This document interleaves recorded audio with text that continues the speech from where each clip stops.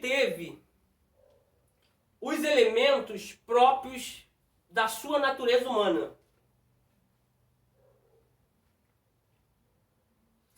Tinha um corpo, como lemos em Hebreus 10, 25. Corpo me formaste. Vamos ler esse texto, Hebreus 10, 25. Vou botar na cabeça. Quer remédio? Terminar a aula mesmo.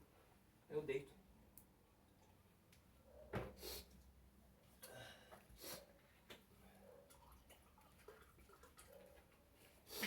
Hebreus 10, 25. Ainda bem que não deu crise de tosse igual cedo. Hebreus 10, 25.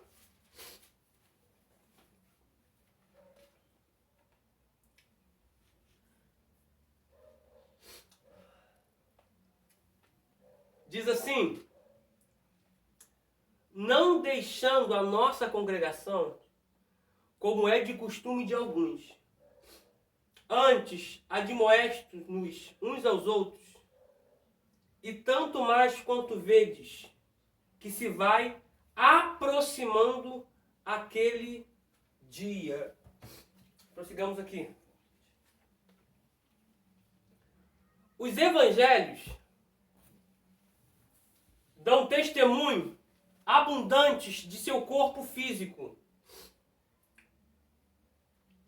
Esse texto aqui não está batendo com isso daqui não, da princípio não, mas daqui a pouco eu acho e mostro para eles aqui. O ensino do docetismo foi de que os sofrimentos de Jesus, bem como seus aspectos humanos, eram aparentes, imaginários e não reais. Pegou isso aqui? O docetismo foi de que o sofrimento de Jesus, bem como seus aspectos humanos, não eram aparentes. Eram imaginários, não reais. Como se Jesus tivesse tendo alucinações. Sendo a matéria uma coisa má, Deus não poderia ter assumido forma física, mas os testemunhos dos evangelhos dos apóstolos são pela absoluta corporeidade de Jesus. Lemos na primeira epístola de João 1:1, o que era desde o princípio, o que temos ouvido, o que temos visto com os nossos próprios olhos, o que o que contemplamos, e as nossas mãos apalparam, tocaram, pegaram, com respeito ao verbo da vida. Está falando de Jesus. Esta corporeidade de Jesus permaneceu até mesmo após sua ressurreição. Eu estou sentindo uma presença boa dele aqui. Apalpai-me e vede, porque um espírito não tem carne, não tem osso, como vedes que eu tenho após a ressurreição. A ascendência humana, os textos de Mateus 1:1, Atos 13, do 22 ao 23 e Romanos 1:3, mostra que Jesus possuía uma genealogia humana e teria herdado as características genéticas de seus antecessores. Tanto José como Maria eram da linhagem de Davi. A genealogia de Mateus é baseada em José. A de Lucas, possivelmente em Maria. Ver textos. Vamos lá. Mateus 1:1.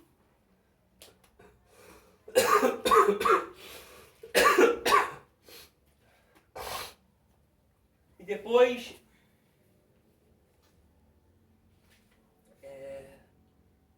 vamos ler esses textos que nós temos que ler, tá?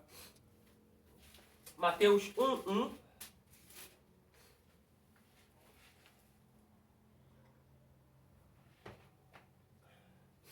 Livro da genealogia de Jesus, filho de Davi, filho de Abraão. Atos 13. A postura está mandando a gente ler, vamos ler eles. Atos 13.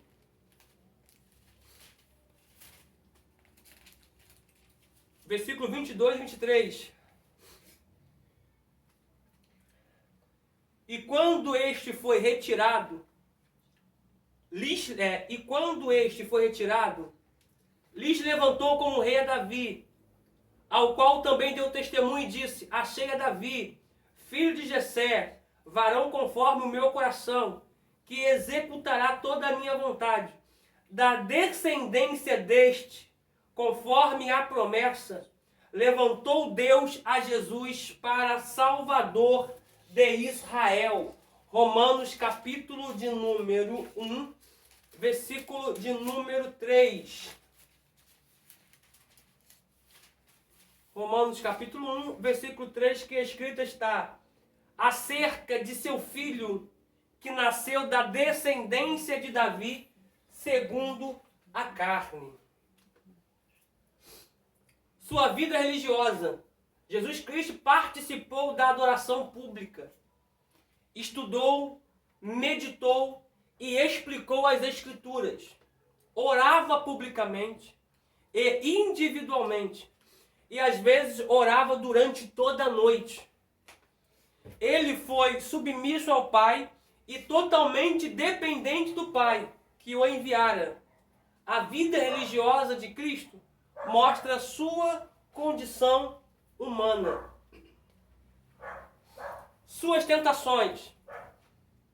Cristo foi tentado como nós em todas as coisas, mas nunca pecou.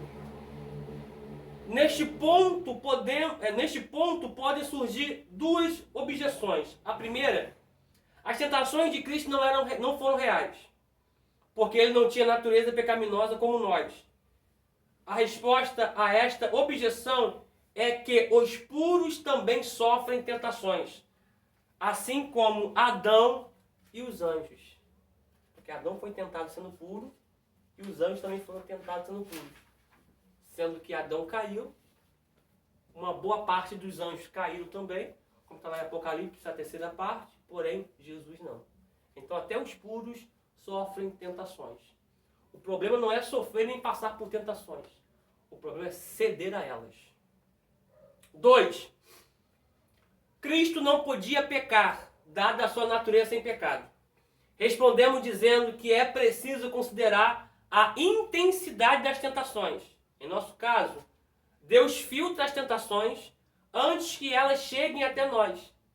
Não vos sobreveio tentação que não fosse humana, mas Deus é fiel e não permitirá que sejais tentados além das vossas forças. Pelo contrário, juntamente com a tentação, vos proverá livramento,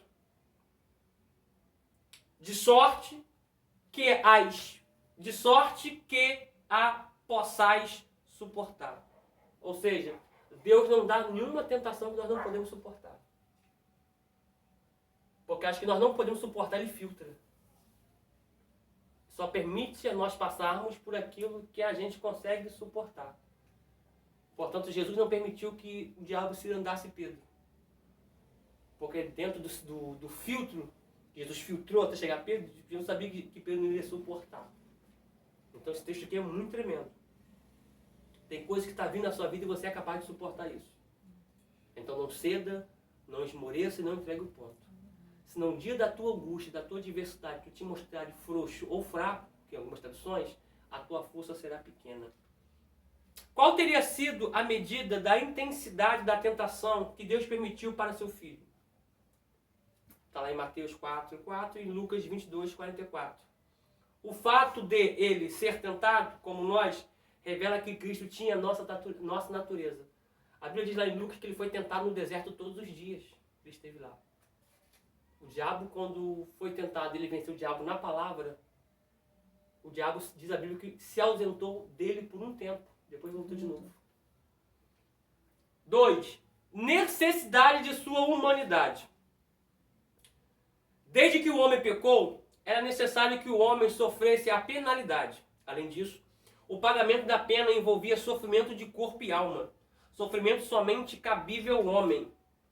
Era necessário que Cristo assumisse a natureza humana não somente com todas as suas propriedades essenciais, mas também com todas as debilidades a que está sujeita, depois da queda, e assim devia descer às profundezas da degradação em que o homem tinha caído.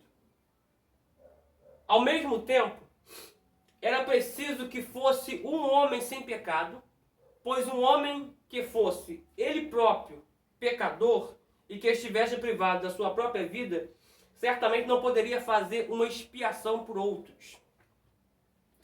Unicamente um mediador verdadeiramente humano, assim, que estivesse conhecimento experimental das misérias da humanidade e se mantivesse acima de todas as tentações, poderia entrar empaticamente em todas as experiências, provações e tentações do homem e ser um perfeito exemplo humano para seus seguidores. A divindade de Cristo, a singularidade deste homem se torna mais aguda aqui. Tendo em vista sua humanidade, é necessário afirmar sua divindade. Vale a pena começar estas considerações como esta observação de Langston. Jesus não é homem como Paulo, não é Deus como Pai, mas é Deus homem. Nunca o hífen teve tanta significação como aqui. Entre estas duas palavras, ele liga-as e divide-as ao mesmo tempo. Esta reivindicação cristã sobre a divindade de Jesus Cristo é fundamental para o futuro e até mesmo a sobrevivência do cristianismo. Isto porque um dos pontos em que a teologia mais se envolverá nos próximos anos será a situação dos que não são cristãos, mas que pertencem a alguma das grandes religiões universais. Como podemos dizer que um judeu, que um muçulmano, que um budista não está salvo? Não é isto uma atitude arrogante? Não será Cristo apenas um caminho entre os muitos outros caminhos existentes? Em vez de ser o único caminho, como gostamos de apregoar? Esta questão que tem sido ampliada devido à tolerância cultural do nosso mundo, produto de um processo de globalização que aproxima pessoas de pontos de vista diferentes, tende a crescer nos próximos anos.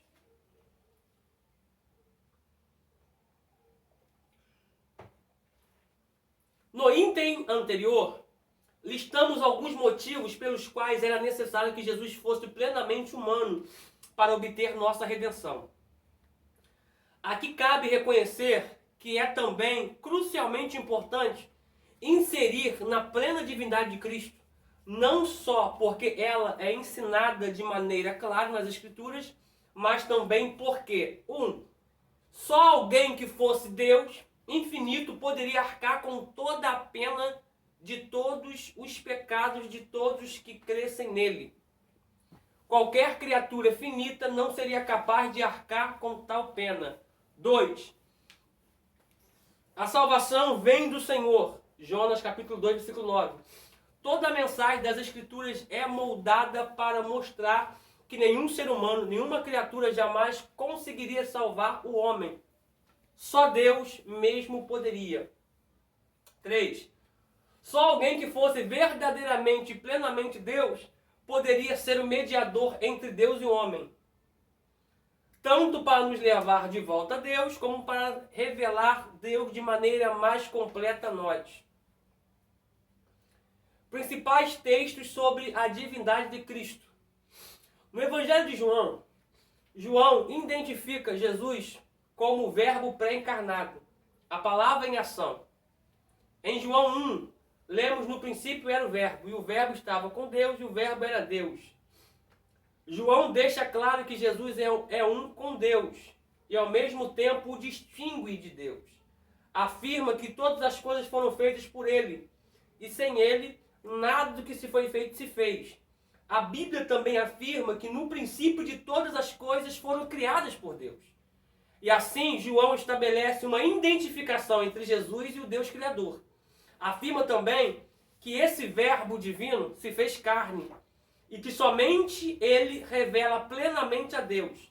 É um grande testemunho a respeito da divindade do Filho. Nos escritos de Paulo, Paulo mostra claramente a sua crença na divindade de Jesus. Em Colossenses capítulo 1, do 15 ao 20, Paulo afirma que Jesus é a imagem do Deus invisível, no qual todas as coisas subsistem, e que nele resiste toda a plenitude. Paulo se refere ao julgamento de Deus e ao julgamento de Cristo, de maneira intercambiais. Vamos ler Romanos 2, 3.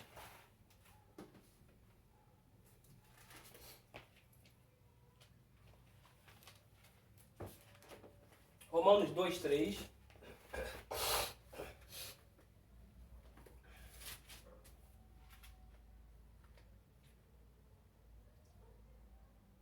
E tu, ó homem, que julgas os que fazem tais coisas, cuidais que, fazendo-as tu, escaparás do juízo de Deus?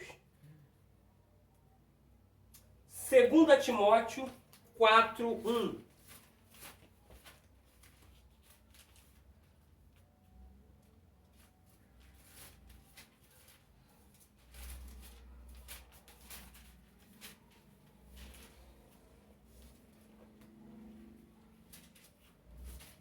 Diz assim: conjuro-te, pois, diante de Deus e do Senhor Jesus Cristo, que há de julgar os vivos e os mortos, na sua vinda e no seu reino.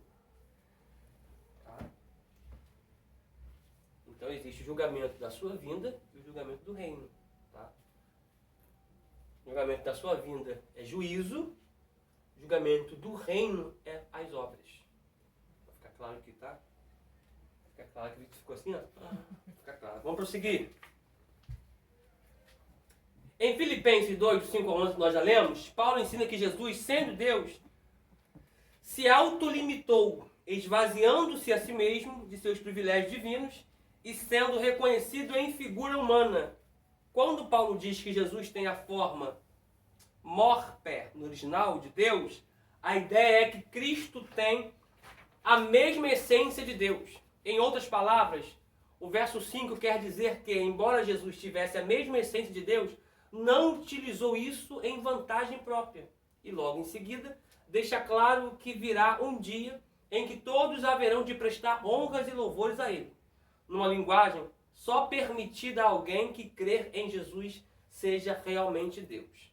Nas outras epístolas, das epístolas não paulinas, a de Hebreus é a que mais contrasta a divindade de Jesus com relação aos anjos e aos homens. Só dar um adendo aqui. Alguns atribuem a epístola dos Hebreus que foi escrita por Paulo. Tá? Mas com nome só tem 13. A epístola dos Hebreus é uma epístola anônima. Uns atribuem ela a Paulo, outros a Apolo, outros a Barnabé, outros atribuem ela até a Priscila, Áquila, Silas, entre outros. Tá? Então, automaticamente, alguns atribuem a Paulo. Mas, particularmente, é uma epístola anônima. Ok? Em Hebreus 1:3, afirma que Jesus é o resplendor da glória e a expressão exata de Deus. Não somente isso, mas também afirma que Jesus foi o meio pelo qual todas as coisas foram feitas, as quais são sustentadas pela palavra do seu poder. Uma afirmação clara é encontrada no verso 8, no qual Jesus é tratado por Deus, mas acerca do Filho. o seu trono, aliás, o teu trono, ó Deus, é para todo sempre. E cetro e equidade é o cetro do teu reino. A epístola continua argumentando que Jesus é muito superior aos anjos, a Moisés e aos sumos sacerdotes. Mas o autor deixa claro que sua superioridade não reside apenas em termos de posição hierárquica, mas sim de natureza intrínseca, pois todos os outros são criaturas, mas o Filho é Deus. Vejamos mais alguns argumentos da Bíblia. Em 1 João, no capítulo 1, aliás, em 1 João, capítulo 1, do versículo 1 ao versículo 3, Jesus é o verbo da vida eterna, já pré-existente, no princípio de todas as coisas, juntamente com o Pai.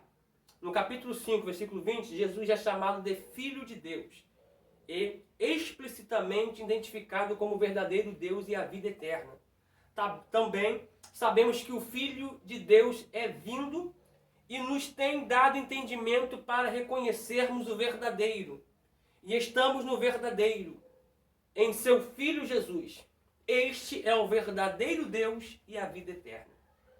Em 2 Pedro 1:1, Pedro também chama Jesus de Deus Salvador. Simão Pedro, servo e apóstolo de Jesus, aos que conosco obtiveram fé igualmente preciosa na justiça do nosso Deus e Salvador Jesus Cristo. Em Apocalipse 1:8, o Senhor Deus Todo-Poderoso é apresentado como o Alfa e o Ômega, que é representado o princípio e o fim de todas as coisas.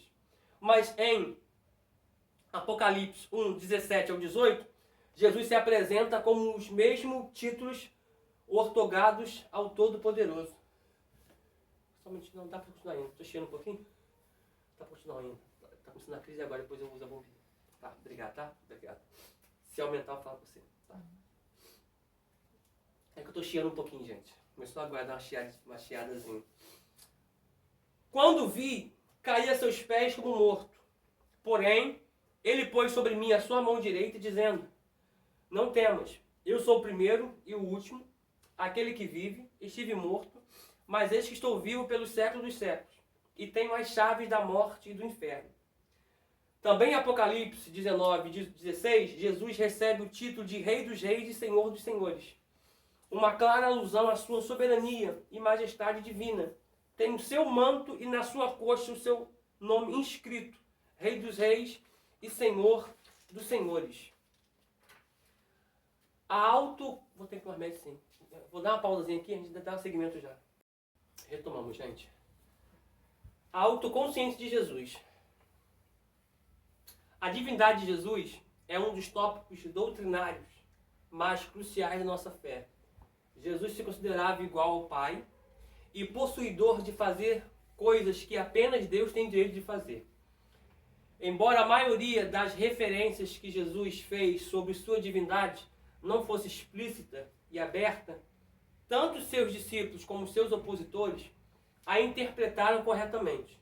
Jesus nunca disse literalmente, eu sou Deus, mas suas alegações seriam impróprias se feitas por alguém menos do que Deus. Vejamos os textos. A menção sobre os anjos e o reino, a prerrogativa de perdoar pecados, a prerrogativa de julgar a terra, a prerrogativa de redefinir o valor do sábado, além de combater uma interpretação legalista da lei. Jesus aponta para o verdadeiro significado do sábado.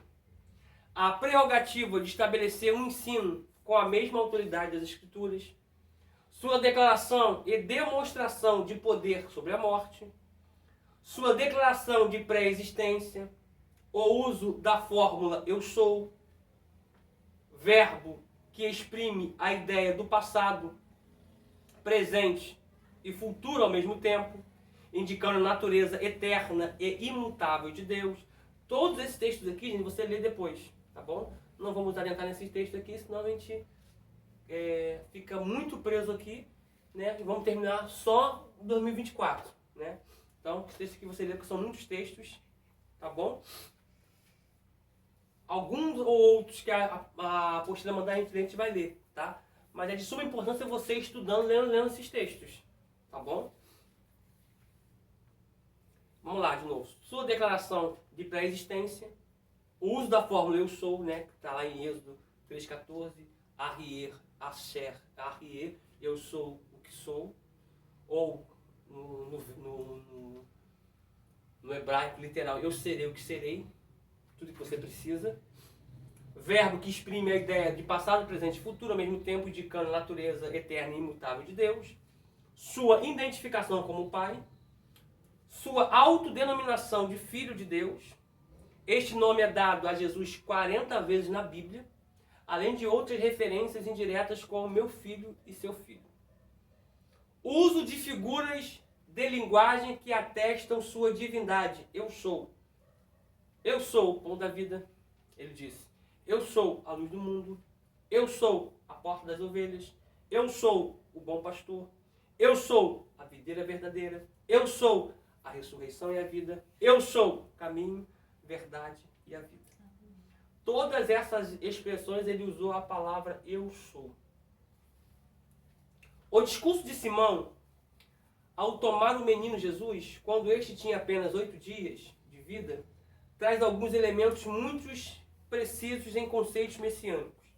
Luz para a revelação dos gentios, somos nós, e para a glória do teu povo Israel. Tá? Então, Simão pega Jesus no colo, sendo criança, ele aguardava essa consolação, ele tinha uma profecia que ele viria o Consolador de Israel e a luz para os gentios. Jesus é o Consolador de todo Israel e a luz para nós gentios. Da mesma maneira, a palavra da profetisa Ana, que era esposa de Simão, que falou a respeito do menino a todos os que esperavam a redenção de Israel. São declarações ainda obscuras e enigmáticas, mas já trazendo em si um conceito de ser alguém especial acima dos demais. A declaração de João Batista sobre Jesus é muito clara. No dia seguinte, João viu Jesus que vinha para ele e disse: eis o Cordeiro de Deus, que tira o pecado do mundo. Este é aquele de quem eu disse: depois de mim vem um varão que passou diante de mim, porque antes de mim ele já existia. Só um adendo aqui, João era mais velho do que Jesus 6 meses. E João está dizendo a sua natureza divina que era antes dele. Isso aqui é tremendo demais. Muitas outras passagens poderiam ser listadas aqui, mas poderiam tornar este material uma concha de citações bíblicas. Estas bastam para o nosso propósito, mas estas são escolhidas dentre as passagens que narram eventos antes da ressurreição, embora escrita após a ressurreição. Se as considerarmos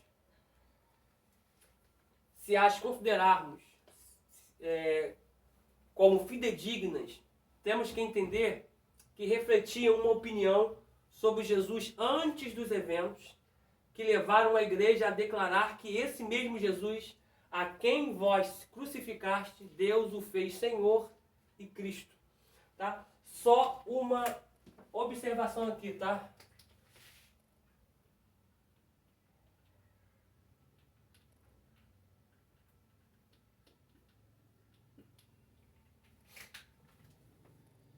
Só isso aqui que tem que passar, tá, gente? Ó.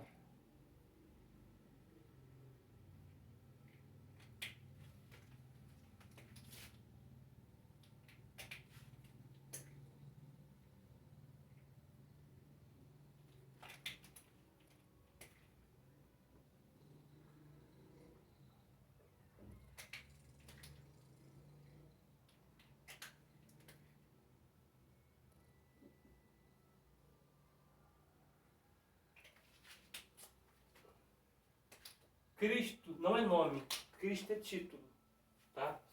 A palavra Cristo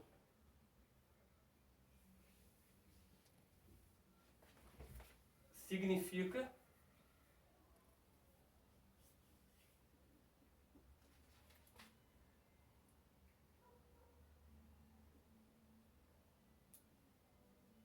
ungido.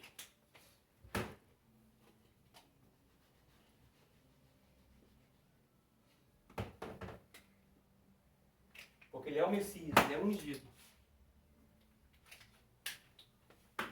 Só para ficar bem claro aqui pra gente, tá?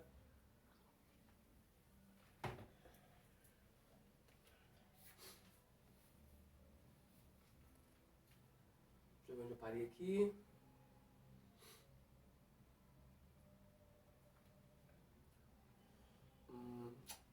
Vamos lá. Muitas outras passagens poderiam ser listadas aqui. Eu já disse aqui já, né?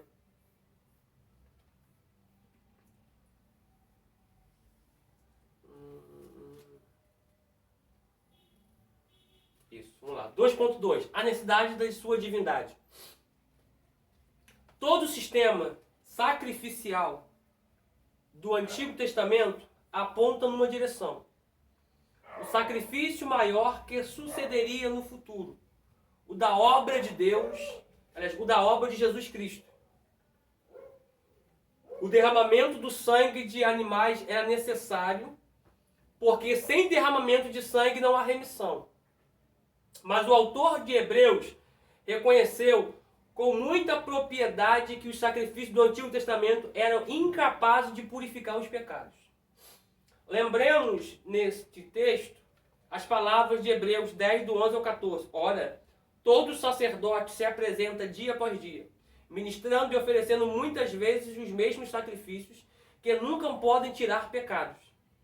Mas este, havendo oferecido um único sacrifício pelos pecados, assentou-se para sempre à direita de Deus, daí por diante esperando, até que seus inimigos sejam postos por escabelo de seus pés.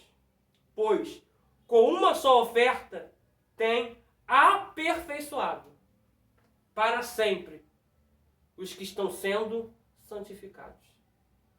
Com uma só oferta, foi aperfeiçoado para sempre os que estão sendo santificados. Isso fala da gente como igreja. Tá? Porque o sacrifício dos animais não perdoava pecados, cobria o pecado. Como está aqui. Sabendo que esses sacrifícios que nunca podem tirar o pecado. O sacrifício cobria o pecado e perdoava o pecado.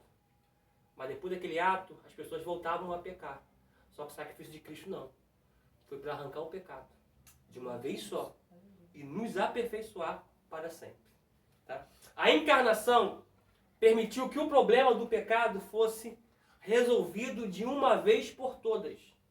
Porque agora temos um sacrifício, que é também um sacerdote perfeito. Este sacrifício não foi oferecido pelo homem, mas pelo próprio Deus. Como nos diz João 1,29, relatando as palavras do Batista. Eis o Cordeiro de Deus, que tira o pecado do mundo. A divindade ofereceu uma das pessoas da Trindade para resolver o problema do pecado.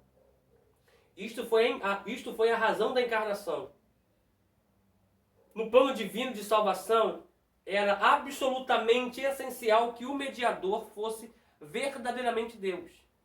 Era necessário que, ele pudesse apresentar um sacrifício de valor infinito, de prestar perfeita obediência à lei de Deus.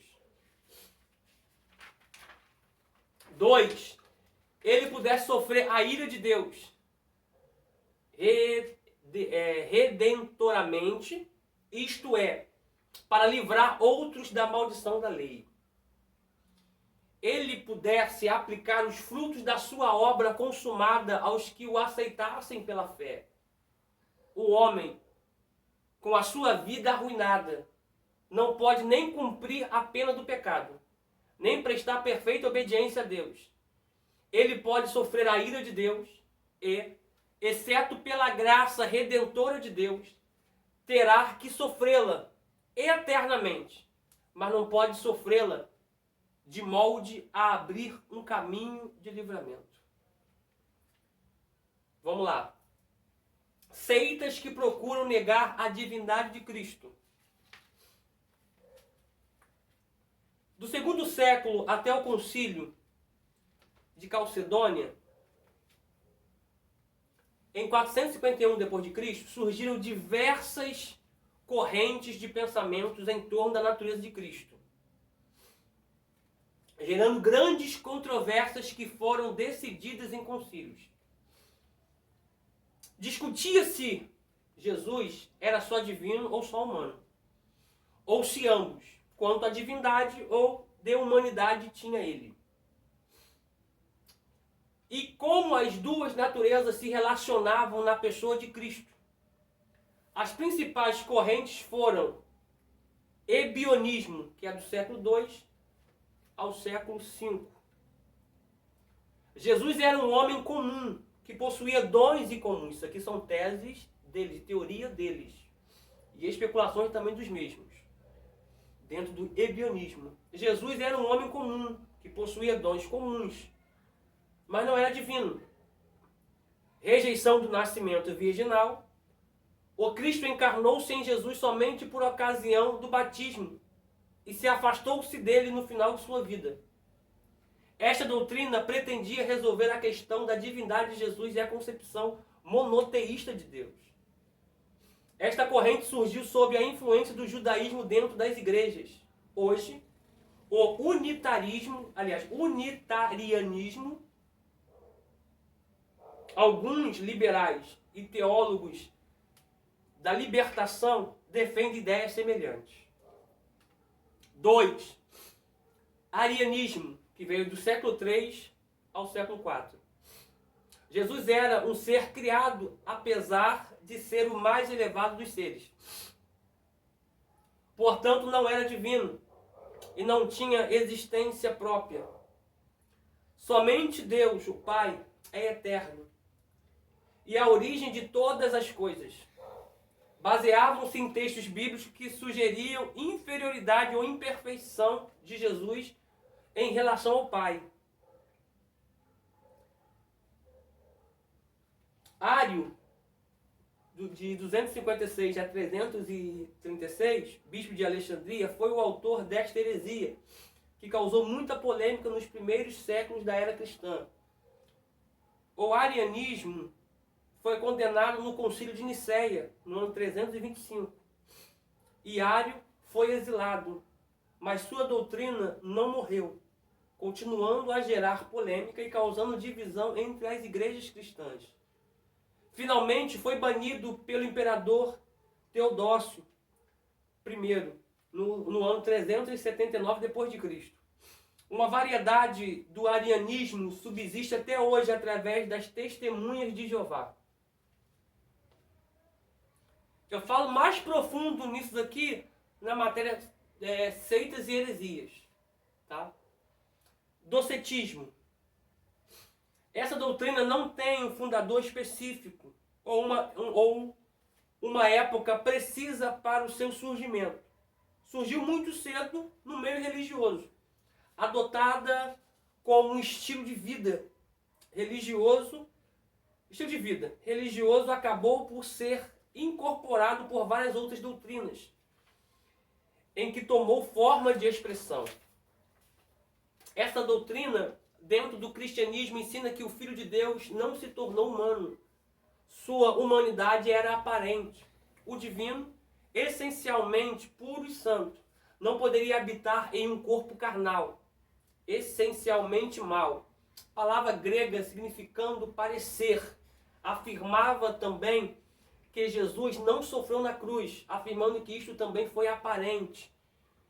É impressionante o desenrolar desta doutrina. Algo contra o que Jesus mais advertiu: tomar cuidado com a aparência das coisas. É exatamente o que seu ensinamento prega. As coisas de Deus não aparentam ser. Ou elas são, ou elas não são. E Jesus era, não aparentemente, mas em verdade. O Verbo se fez carne e habitou entre nós, diz João. Também nós devemos ter extremo cuidado com o parecer. Parecer ser cristão, parecer estar bem, parecer amar, parecer adorar, parecer ser bom. Esta é a forma docética da religião dos dias de hoje. a aparência do mal é pior do que o próprio mal, diz Paulo. Isso aplica a todas as áreas da nossa vida. Devemos ser sim ou não. Devemos ser autênticos e viver um cristianismo autêntico em sua essência. Oh, glória! Nestorianismo. Um dos maiores erros que se vieram a partir do arianismo foi justamente essa heresia sobre a pessoa de Jesus, a pessoa de Cristo, que teve início com Nestório, bispo de Constantinopla, criou uma teoria visualmente herética, já que o arianismo no século anterior já tentava modificar a essência de Cristo, e agora o nestorianismo e além, pois ensinava que Cristo passou a ser Deus em um determinado momento, ou seja, não foi sempre. Segundo o nestorianismo, Jesus Cristo tinha duas naturezas divinas distintas, uma humana e outra divina, completas e aperfeiçoadas de tal forma que formam um Jesus homem a exemplo de gêmeos siameses, possuidor de natureza divina e humana, estando conjuntas em uma união mecânica, muito mais do que orgânica, juntos, porém diferenciados. Fica claro que Nestório confundia os termos natureza e pessoa, misturando-os de uma forma aterradora. As duas naturezas de Cristo, humana e divina, para Nestório, era a mesma coisa de dizer que eram duas pessoas. Na verdade, ele sinonimizou natureza e pessoa. Essa teoria foi condenada e Nestório foi expulso do patriarcado de Constantinopla em 431 d.C. Apolinarismo. Devido a Apolinário, do ano 310 a 390 d.C., que fora bispo de Laodiceia ao fim do século IV, defendeu uma cristologia heterodoxa. Este recebeu o seu nome. Enquanto o arianismo defendia que Cristo não era Deus, o apolinarismo ia contra os ensinos que Cristo possuía a natureza humana, alegando que Cristo era apenas Deus, indo contra a doutrina da encarnação, onde o Verbo se fez carne e habitou entre nós, que está muito evidente no capítulo 1 do Evangelho de João. O ponto crítico desta corrente girava em torno do conceito da mente de Cristo. Segundo Apolinário, Cristo possuía mente, ou espírito divino, o que o impossibilitaria de passar por tentações genuínas. Segundo Hebreus, capítulo 2, 14, 17, Jesus participou da humanidade como a nossa, para que houvesse o completo efeito da expiação. Os ensinos do apolinarismo, essa palavra aqui é bem complicada, os ensinos do apolinarianismo também foram declarados heréticos, através do concílio de Constantinopla, no ano 381 d.C., onde os teólogos Basílio o Grande, Gregório, bispo de Constantinopla, e Gregório, bispo de Nissa, também conhecidos como pais capadócios, o rejeitaram de forma veemente. Apesar de Apolinário ter levantado certo grupo de discípulos, seus ensinos não permaneceram e seu movimento se desfez. Mas chegou até aqui, onde nós estamos falando. Então, por isso que é muito preocupante aquilo que você fala. Por isso eu sempre ensino você falar somente o que a Bíblia diz. Porque aquilo que eu falo não posso mais voltar atrás. Porque já foi falado. E isso vai passando. Eu queria que as coisas boas passassem como as coisas ruins. As coisas ruins vão passando. E infelizmente as coisas boas não têm tanto ímpeto como as coisas ruins. Eutiquianismo, também conhecido por monofisismo. Esta concepção de Cristo foi formulada por Eutico, do ano 378 a 454 d.C., que fora líder de um mosteiro em Constantinopla. O eutiquianismo ensinava que a natureza divina de Jesus havia absorvido a natureza humana, gerando consequentemente um ser com uma terceira natureza. Esta doutrina é preocupante, pois anula Cristo como verdadeiro Deus e como verdadeiro homem, o único que pode nos trazer salvação. Este falso ensino foi refutado em 451 no Concílio de Calcedônia. Cristologia funcional, doutrina moderna do século XX, que dá ênfase ao que Jesus fez e não ao que ele é, alegando ser este o destaque do Novo Testamento. Esta doutrina, entretanto, despreza uma porção significativa de conceitos antológicos, essência e natureza, sobre Jesus, que são apresentados de modos explícitos do Novo Testamento. Vamos lá.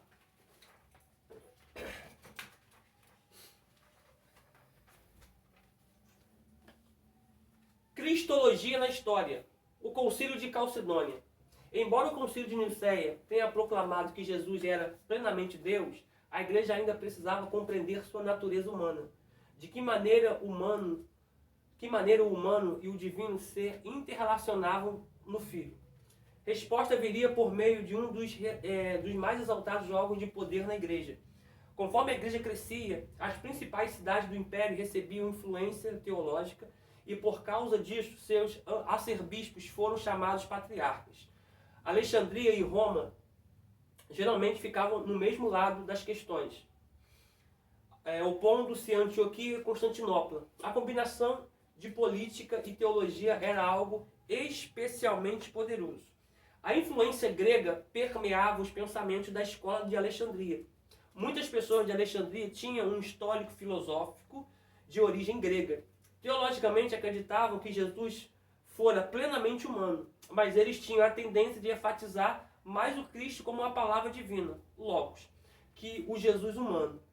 Quando essa questão era levada ao extremo, existia a tendência de obscurecer a humanidade de Jesus a favor de sua divindade. Apolinário, um dos principais defensores de Alexandria, lutara bravamente contra heresias, como o arianismo e o maniqueísmo.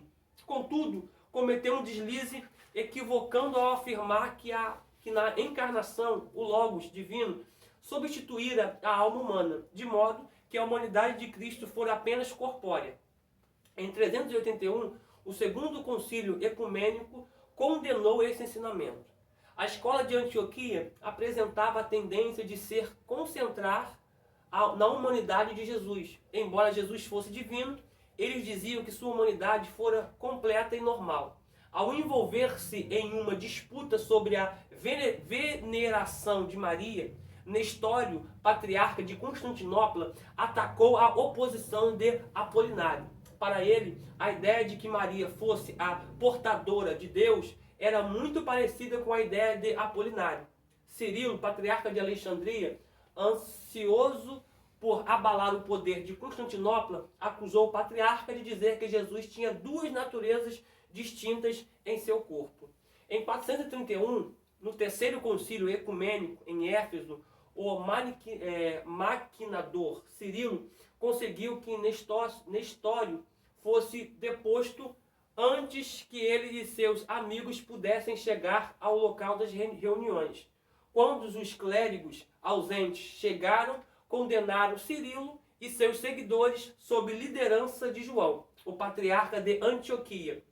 O imperador Teodócio, que convocara o concílio, foi pressionado e terminou por exilar Nestório. Já deu a hora aqui, né? Nós vamos parar aqui. Não queria parar aqui atrás, mas não vai dar tempo. O vídeo vai cortar. Para não ficar um vídeo curtinho, vamos parar aqui no adicione a essa situação, tá? Na próxima... vou marcar aqui. Na próxima aula será dia... 18. Deixa eu fazer as contas aqui. 18 e 19. Dia 18. A próxima aula será dia 18 de junho, tá? A gente continua aqui na metade da página 87. Adicione essa situação, tá bom? A gente está lendo para gente poder ganhar terreno dentro da apostila, para gente poder Se Deus quiser, mês que vem já aplicar outra, já passar a prova, já aplicar outra, mas poder, em nome de Jesus, terminar o curso esse ano, tá? Devido à pausa que teve na pandemia, devido 2 meses de férias, entre outras coisas mais, tá bom? A gente vai conversar com isso pessoalmente com vocês, tá bom? Vamos orar. Assistem a aula, tá bom? Assistem a aula, tá? Porque se o professor gravou ela aqui muito ruim, muito mal, corpo muito ruim, tá bom? Deus abençoe vocês. Senhor, nós te agradecemos por essa aula, por poder falar da pessoa de Jesus Cristo, que é o autor e consumador da nossa fé. A ponte, o caminho que nos traz de volta a Ti, que nos leva até a Ti. Muito obrigado, porque através de Cristo nós sabemos que o céu não é o nosso destino, é a nossa origem. Nós terminamos a aula de hoje te agradecendo em nome de Jesus. Amém e graças a Deus. Deus te abençoe em nome de Jesus.